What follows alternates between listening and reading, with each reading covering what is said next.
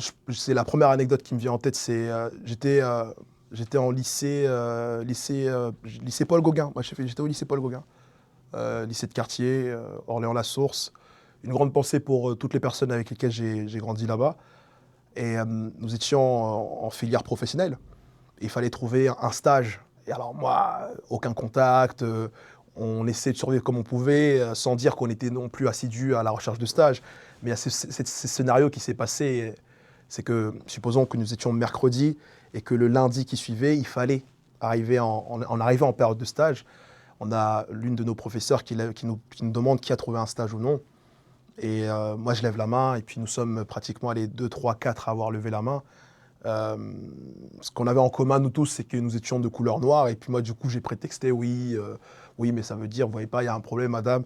La prof me dit quelque chose, elle me dit, Shadrach, je suis prêt à entendre ce que tu vas me dire, sauf que faut que tu trouves un stage lundi. En fait, peu importe ce que tu vas me dire, lundi, il faut que tu trouves un stage. Et tous ceux qui connaissent le système du lycée pro, c'est que si tu ne fais pas tes périodes de stage, du coup, tu peux pas continuer, en fait. Et ce mercredi-là, je m'adresse à mon voisin, c'était Oumar. Oumar, je pense qu'il va se reconnaître. Je regarde, tu fais quoi cet après-midi? Lui aussi qui n'avait pas trouvé de stage. Il me dit, bah rien. Je dis, non, bah, on va aller trouver un stage. Et on prend le bus, alors le bus 7, la ligne 7, d'Orléans-la-Source à Anville. Et faut aussi nous situer, hein. J'étais pas habillé comme ça, ma chemise était froissée, j'avais les cheveux comme ça, j'étais plutôt grand et un peu costaud, Oumar un petit peu grand. Et nous avions nos CV à la main, CV, lettre de motivation à la main. Je dis à Oumar, regarde, on arrive au niveau de la gare routière, il y a Optique 2000 et tout le tralala comme ça qui arrive jusqu'à la gare routière, jusqu'au muséum, jusqu'à Parc Pasteur. Et en fait, je dis, chacun va dans une entreprise, ainsi de suite, jusqu'à trouver un stage. C'est la survie. Alors, à ton avis, qu'est-ce qui se passe dans les premières demandes? Alors, déjà, non seulement c'est non, et en plus, nous, on ne sait pas comment s'y prendre. On vient, oui, bonjour, ouais, je cherche un stage. La pire manière de commencer quand on cherche un stage, c'est pas de venir en disant, hey, je cherche un stage. Non, c'est plutôt, bonjour, oui, je suis intéressé, et puis je remets en contexte et j'explique aussi la motivation derrière. Alors, sur les premières phases, c'est non, non, non, non. Situons-nous bien, il pleuvait. Donc, avec nos feuilles qui étaient mouillées à moitié, donc on était tellement ridicules à être vus. Et en fait, à chaque fois, c'était non, non, non. Alors, c'est intéressant parce qu'en fait, on arrive jusqu'à la gare routière. Au milieu de la gare routière, il n'y avait pas le musée à ce moment-là. Je ne me trompe pas, il y avait le rectorat. Il y a le rectorat. Moi, je rentre au rectorat, tac, je cherche un stage, etc. Bam, bam. Non, toujours non. Lycée Potier, toujours non. En direction de Parc Pasteur, il y a le centre départemental. Et au bout d'un moment, je commence à comprendre. Je me dis, j'ai l'impression que les premières personnes qu'on rencontre ne sont pas forcément les personnes qui savent ou qui sont au courant de ceux qui prennent des stagiaires. Donc je dois demander à ces personnes comme si c'était des intermédiaires. Alors tout ça, ça se fait dans le feu de l'action, hein.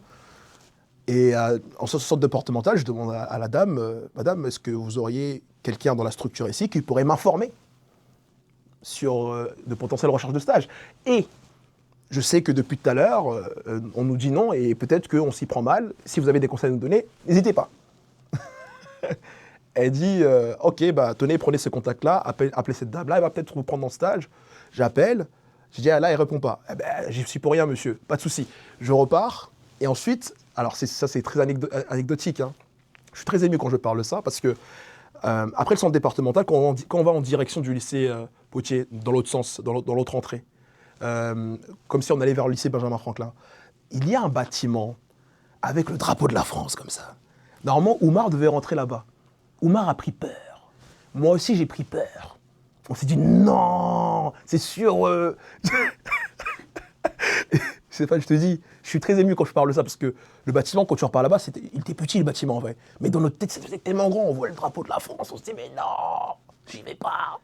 Non, Oumar dit, tu vas? Non, j'y vais pas. Non, j'y vais pas. C'est sûr que... En fait, croyance limitante. Et je dis, tu sais quoi, je vais y aller. Et là, j'y vais avec l'énergie du désespoir. Alors, il n'y a rien de négatif à ça, c'est que quand j'y vais. Dès que j'entre, alors il y avait des escaliers à monter d'abord, deux, trois escaliers, deux, trois marches. Je rentre directement à ma droite. Il y a la personne qui est là à l'accueil. Du coup, ça la surprend de voir quelqu'un rentrer comme ça, comme c'est un cow-boy. Ouais, qui est là? Et tac, ah, excusez-moi madame, simple. Vous voyez mon ami qui est là-bas? Depuis tout à l'heure, notre client a trouvé un stage. Je te promets qu'à ce moment-là, Stéphane, j'ai parlé en fait sans réfléchir. Je ne sais pas comment t'expliquer ça. Et j'ai dit, madame, et puis j'ai repris les mêmes formulations, c'est-à-dire, est-ce que vous auriez connaissance de quelqu'un ici dans ce bâtiment que je pourrais rencontrer directement aujourd'hui pour m'informer sur le fait de prendre un stagiaire ou pas? Elle m'a dit, attendez, j'appelle quelqu'un. Tac, elle appelle quelqu'un. Boum, montez au 3e étage. Je monte au 3e étage. Clap, clap, clap, clap, clap. Et je rencontre une dame d'une beauté. Mais alors cette beauté, c'est une beauté, cheveux courts, chewing-gum comme ça, très élégante, pas besoin de prouver. Alors tu veux quoi toi? Moi je suis là, je suis fasciné, je veux dire, en fait oui, je cherche un stage. Et puis en fait je suis tellement, je suis essoufflé par les marches déjà. Et en même temps je me dis, attends, je suis là, et puis la dame elle me pose la question directement, j'ai pas le temps de m'asseoir. J'explique que je cherche un stage, j'explique plus ou moins le contexte, mais avec beaucoup d'hésitation.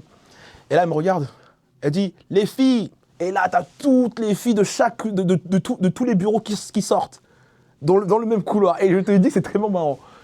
On le prend ou pas, lui? Stéphane, je te promets, je te promets, ça fait partie de mes plus beaux souvenirs. Tu vois, elle me regarde, elle dit, mais il est tout gentil, il est tout mignon. Bah, faut bien se situer. Les dames ont la quarantaine, moi j'ai la petite bouche, j'ai 15 ans et demi, 16 ans. Je fais le petit gamin souriant et tout. Ah bah oui, il est tout gentil. Bah, tu sais quoi, bah, on va le prendre. S'il cherche un stage, on le prend. Elle dit, bah, tu nous ramènes la convention quand? Attendez, madame, je vais y aller. Demain, je vous ramène la convention. Alors, t'imagines bien quand je descends, tu vois, au marqué à l'extérieur, il pleut et tout. Et puis tu vois, quand j'ouvre la porte, et avec le drapeau de la France au-dessus de moi, en train de descendre au ralenti, il me dit, mais non, t'as trouvé ton stage? Je dis, ouais. Et il me demande, comment t'as fait? Je lui dis, je sais pas, j'ai parlé avec le cœur. C'est ça que je lui ai dit sur le coup. Je lui ai dit, allez, on continue. Il a dit, t'es fou, tu m'as découragé. Du coup, on est rentré. Alors, tout le monde se demande, alors Umar, il a trouvé un stage ou pas? Oui, il a fait un stage, mais bon, c'était pas dans ce qu'il voulait. À ton avis, c'était quelle structure? Pourquoi je te pose cette question? Parce que quand je suis allé signer la convention, et j'ai ramené à ma prof, la prof, elle a regardé la feuille, elle m'a regardé comme ça. Et moi, je comprenais pas, en fait, pourquoi elle me regardait comme ça.